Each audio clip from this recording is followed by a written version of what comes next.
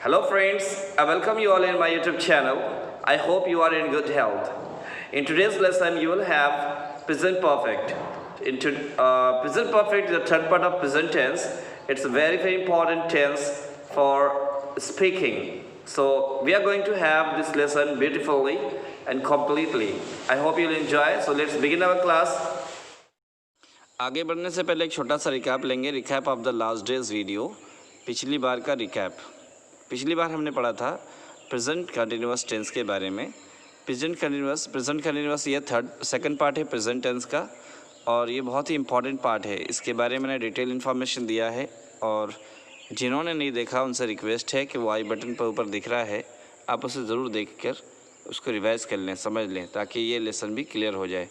आगे अब इसके बाद आज का जो लेसन होगा वो हमारा तीसरा पार्ट प्रेजेंट परफेक्ट टेंस। ये तीसरा पार्ट है प्रेजेंट टेंस का। ये बहुत इंपॉर्टेंट होता है, स्पीकिंग में इसकी बड़ी ज़रूरत पड़ती है। सेंटेंस सही होने के लिए, हम सेंटेंस को समझाने के लिए हमें सब सेंटेंस का मालूम होना जानना ज़रूरी है। तो उसमें से प्रेजेंट परफेक्ट टेंस भी है जो बहुत इंपॉर्टेंट रोल प्ले करता है हमारे कंसेप्ट को, हमारे सेंटेंस को खूबसूरत बनाने में। तो इसका यूजेस क्या है, इस्तेमाल कहाँ करते हैं, तो हम देख लें। It is use to denote an action.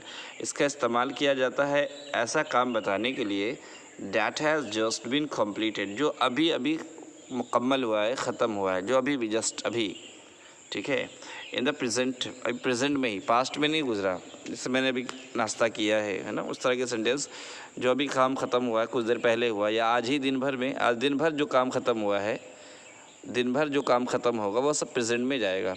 Suppose आप शाम को कोई कहानी बता रहे हैं कि सुबह से मैं आज ये काम किया, तो आप वो जो सारा का सारा टेंस प्रेजेंट परफेक्ट में डालेंगे। क्यों? क्योंकि अभी वो काम आज दिन भर का है, ये पास्ट नहीं हुआ, ठीक है। जो सुबह से लेकर के आपने शाम तक किया और सोने से पहले तक किया, ये सब प्रेजेंट परफेक्ट में ट्रांसलेट करेंगे। क्लियर हो गई बात? चलिए तो हम इसको देखते हैं। रानी, कुछ एग्जाम्पल से समझते हैं। रानी हैज़ जस्ट गॉन आउट।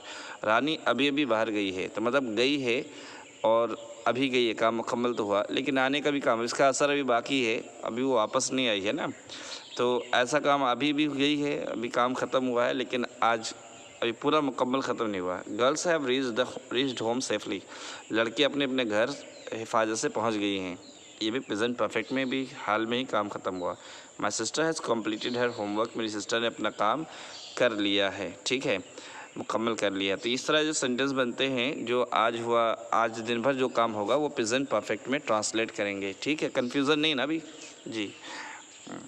चलिए आगे देखते हैं। आज का दूसरा जो पार्ट है, अब दूसरा यूज़ कहाँ है। It is use to express a past experience. Past experience को बताने के लिए भी प्रेजेंट परफेक्ट टेंस का इस्तेमाल करते हैं। पास्ट एक्सपीरियंस मतलब, जैसे कि एग्जाम्पल के तौर पर है, I have seen the Taj. I have seen the Taj Mahal. मैं ताजमहल देख चुका हूँ। ये मैंने आज नहीं देखा, ये मेरा पास्ट एक्सपीरियंस है, मैंने बहुत पहले देखा था। और हम कह सकते हैं कभी भी कि हमने आपसे पूछा जाए कि आपने कभी देखा, हाँ बिल्कुल हमने देखा है, तो मेरा पास्ट एक्सपीरियंस शेयर करना हुआ।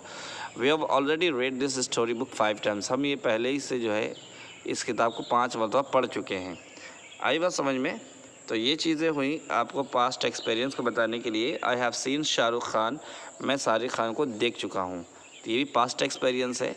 तो जो काम एक तो हो चुका है, जो काम अभी भी ख़त्म हो, वो भी बनाने के लिए प्रेजेंट परफेक्ट, और जो पास्ट एक्सपीरियंस को शो करने के लिए भी हम प्रेजेंट परफेक्ट का इस्तेमाल करते हैं।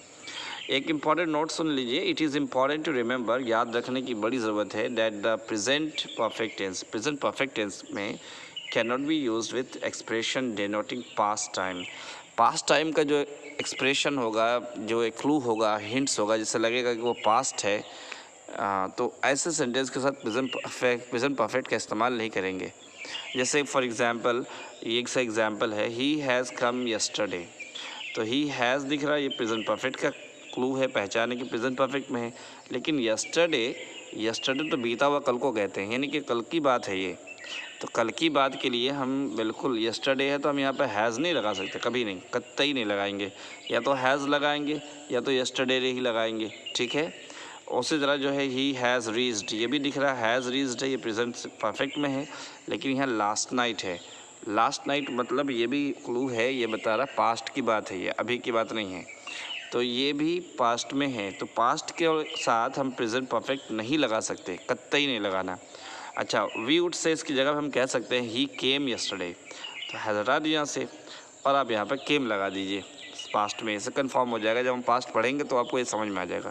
तो यानी जब हैज़ होगा तो हम हैज़ के साथ यस्टरडे और लास्ट नाइट नहीं इस्तेमाल करेंगे।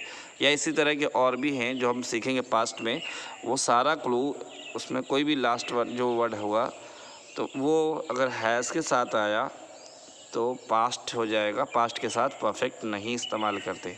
समझ में आ गई बात?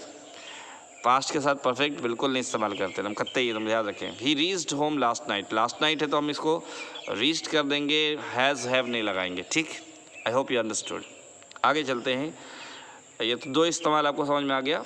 चलिए, पहचानेंगे कैसे इंग्लिश में, उर्दू में, हिंदी में तो पहचान सबको पता है, इंग्लिश में कैसे पहचानेंगे कि ये प्रेजेंट परफेक्ट का है या पास्ट का है या प्रेजेंट सिंपल है।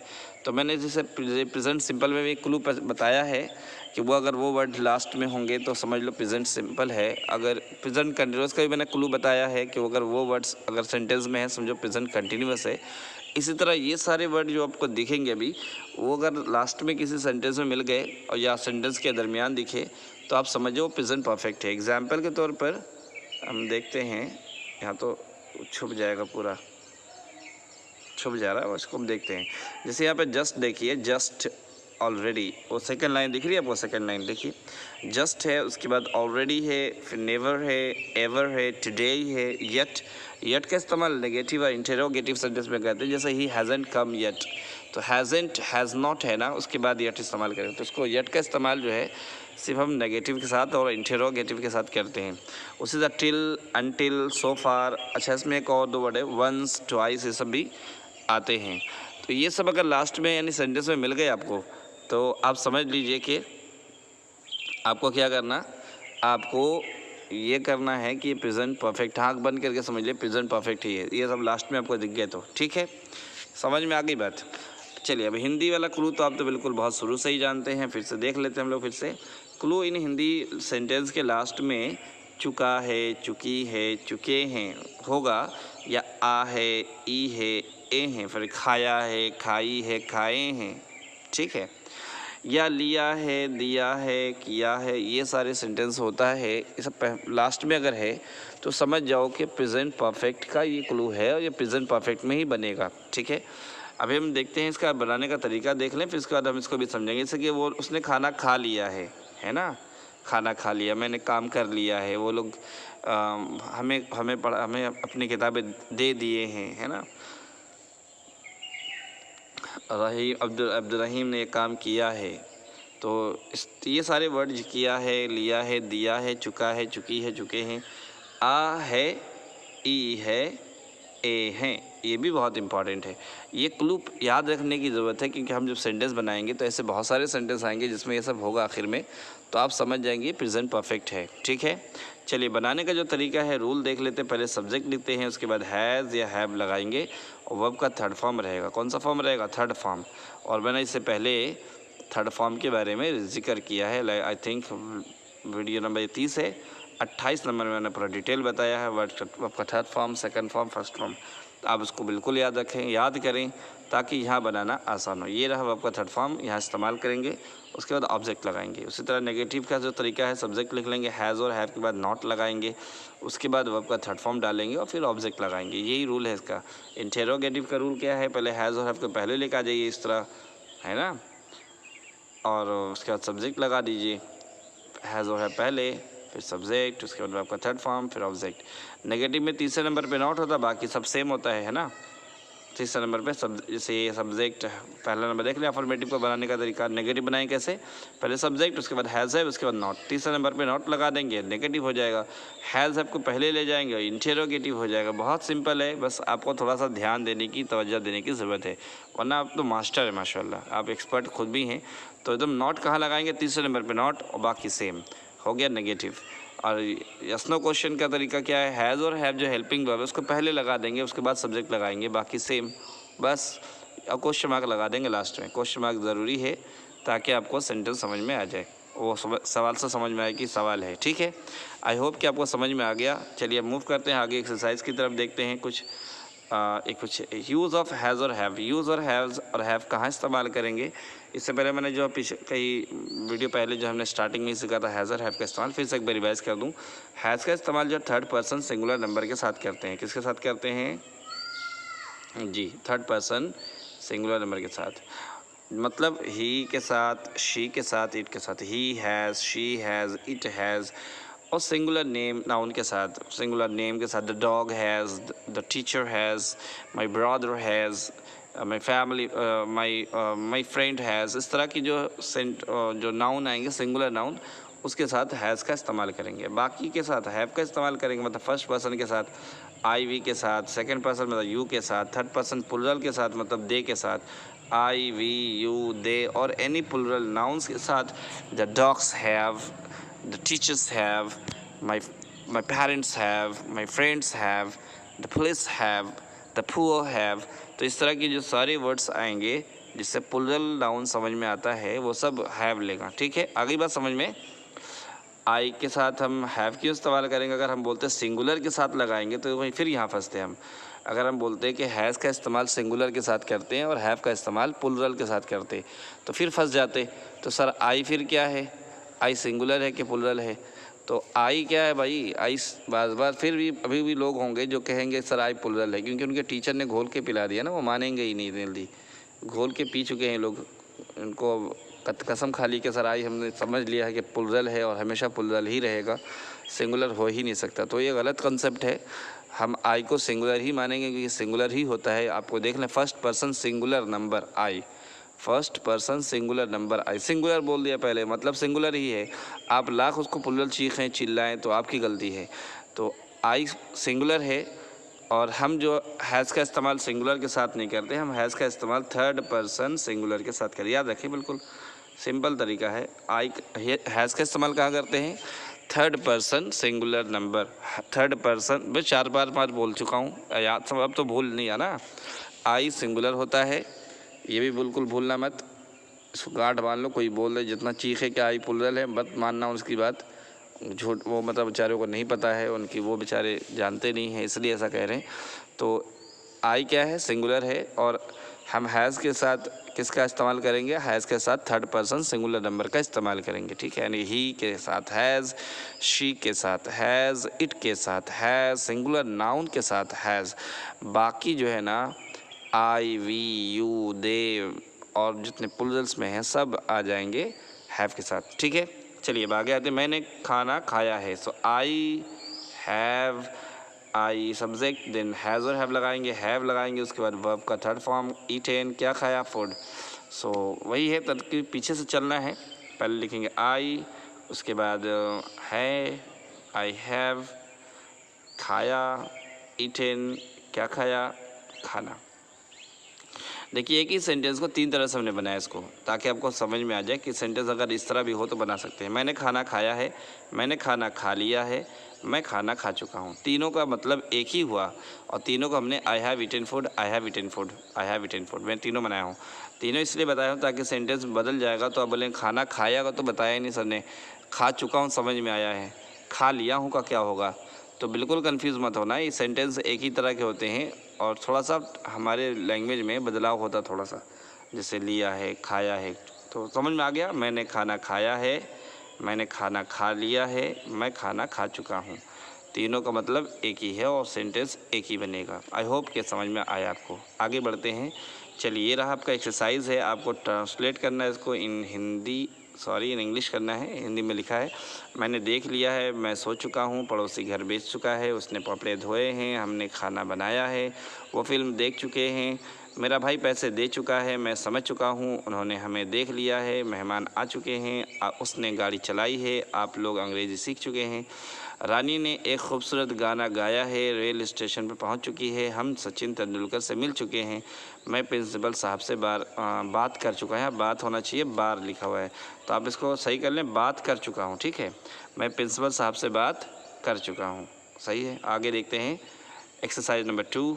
Turn these sentences into the present perfect tense. Affirmative में, नेगेटिव में, इंटरोगेटिव में आपको बनाना है। She already do the work, आप उसको जैसा प्रेजेंट सिंपल में अपने बनाया था 3 पार्ट में, और इसी तरह आपको इसमें भी 3 पार्ट में बनाना है। यानी कि अफर्मेटिव, नेगेटिव इंटरोगेटिव में बनाना है। आई होप कि आप बना लेंगे। नेक्स्ट आते हैं एक्सरसाइज 3 में। Ask your partner question beginning with have you ever. क्या आपने कभी, हैव यू एवर से अपने साथी से पूछिए। चेन्नई लिखा है यहाँ पर एग्जाम्पल के तौर पर। आप पूछेंगे अपने साथी से, have you ever been to Chennai, have you ever been to Chennai, क्या तुम कभी चेन्नई गए हो? तो बोलेगा यस वंस, या वंस, यस ट्वाइस, या यस मेनी अ टाइम्स। अगर नहीं गया होगा तो नो नेवर, नहीं कभी नहीं। ठीक है, सो ये आपको आंसर भी लिखना है और जवाब देना है। अपने साथी से पूछ भी सकते हैं, जैसे प्ले गोल्फ तो होगा have you ever played, have you ever played golf. ठीक है, गेम के नाम के आगे द का इस्तेमाल नहीं करते। ठीक है, द क्रिकेट नहीं होगा, have you ever played golf. इस तरह वो जवाब देगा yes many a time, yes once और ट्वाइस। अगर नहीं खेला होगा तो बोलेगा नो नेवर। तो आप इस तरह जो उसके आंसर भी लिखें, दोनों आंसर लिख दें, या अफर्मेटिव में भी या नेगेटिव में भी, दोनों शॉर्ट आंसर आप लिखें ताकि आपको भी आइडिया हो जाए। ओके, आई होप कि आपको समझ में आ गया। अब आते हैं हम लोग सेकंड पार्ट की तरफ, लिसनिंग एक्टिविटी। इसका सुनना और समझना बहुत ज़रूरी है। आज की स्टोरी बहुत ही इंटरेस्टिंग है माशाल्लाह। I hope you just it will touch your heart इंशाल्लाह। देखते हैं स्टोरी, आइए story. And one of the most remarkable stories, ya ikhwani, I have heard with this regards, is a story of a woman who lives in the city of Mansoura in Egypt. A lady who said that I came from a very poor family and her husband was absent for one reason or another. And she said, my daughter became very ill on one particular evening and she began to fever like never before. And I could do nothing for her. I have no money for food. We spent that evening hungry, let alone buy her medication. And I would pray 2 rak'at to Allah Almighty, 2 units, and call upon Him and attend to my daughter. And pray and call and place my trust in Him and call to my daughter. Attend to my daughter. And the hours would pass. It was now midnight, 12 o'clock, 1 o'clock in the morning. Then they hear a knock on the door. Who is it? It's the doctor. It's the doctor. So the lady, she puts on her hijab. She opens the door. Assalamu alaikum. Wa alaikum assalam. Where is the girl? He says. The lady, she says, she's in the room. Allahu Akbar, who sent him? He comes into the room. He checks her, prescribes for her medication, and then leaves the house. And he says, payment, please. Payment. And the woman began to cry. She said, doctor, I don't have anything to pay you with. He said, what do you mean? How rude of you. You should be ashamed of yourself. Don't you have any shyness?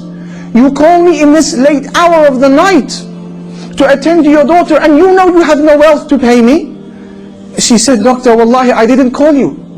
I don't even have enough money to buy a phone. We haven't even eaten this evening.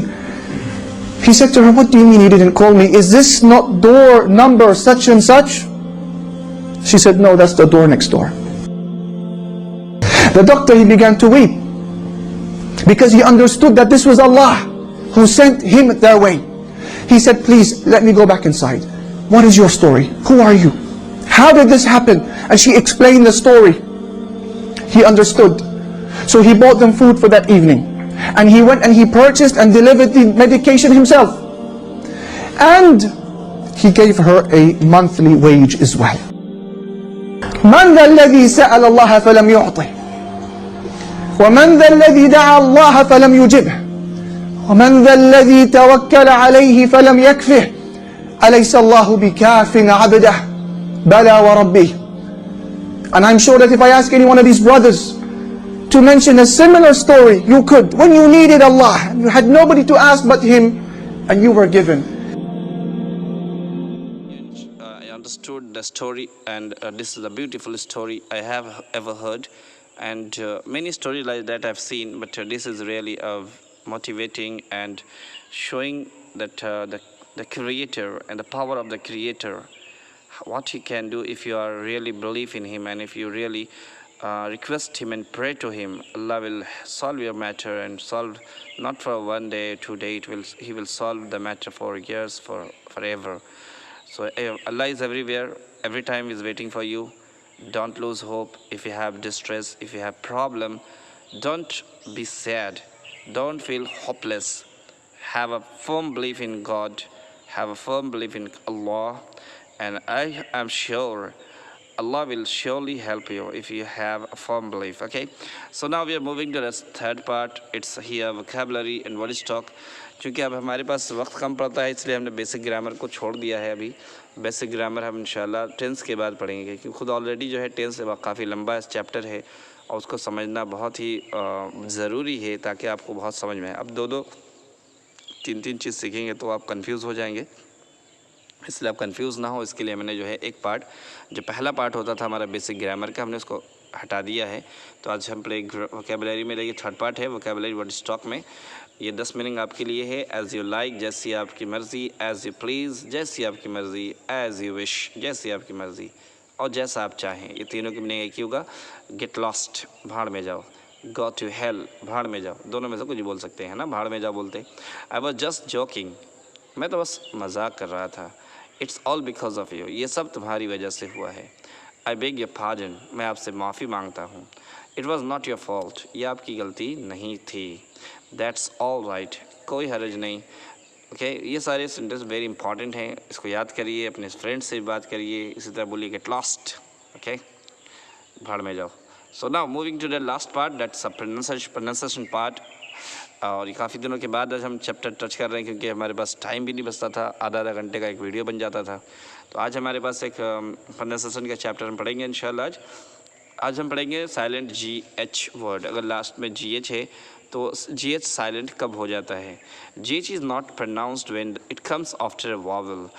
GH का sound pronounce नहीं करते जब ये vowel के बाद आता है, ठीक है। यानी इससे पहले अगर वॉवल आता है तो हम, वॉवल तो पता ना, AEIOU, तो हम इसको GH का साउंड प्रोनाउंस नहीं करते हैं। देखते हैं एग्जाम्पल के तौर पर HIGH है, यहाँ पर देख लें। तो GH से पहले क्या है, GH से पहले I है, I। तो हम इसको हाई नहीं पढ़ेंगे, will read high, high, okay, high. Next पढ़ेंगे हम लोग, देख लें, higher, higher. Repeat after me, higher. Next one, right, right, right. Next one, flight, flight, flight. Next one, fight, fight, fight.